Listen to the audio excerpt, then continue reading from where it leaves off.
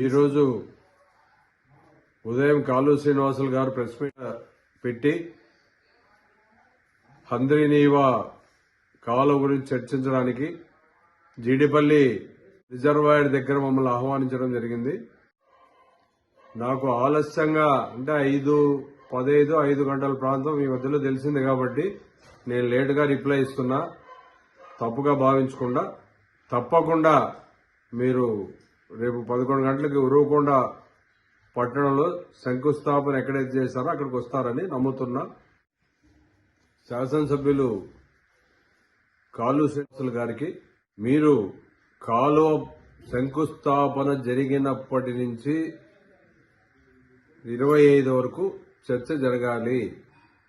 అది దృష్టిలో పెట్టుకోవాల్సిందిగా మొదటి నుంచి చెప్తున్నాం, ఇప్పుడు కూడా అదే చెప్తున్నాం.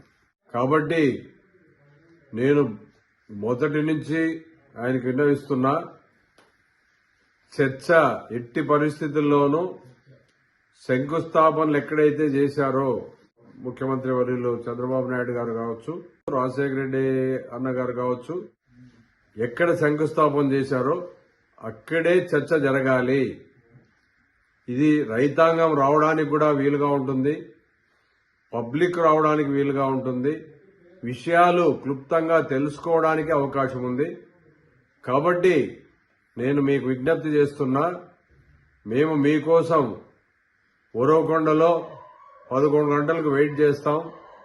తప్పకుండా మీరు ఇక్కడికే వచ్చి మీరు చర్చిస్తారని నమ్ముతున్నా, విశ్వసిస్తున్నాను, మిమ్మల్ని ఆహ్వానిస్తున్నాము.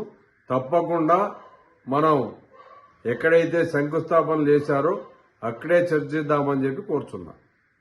తప్పకుండా రాండి అని ఆహ్వానిస్తున్నాం.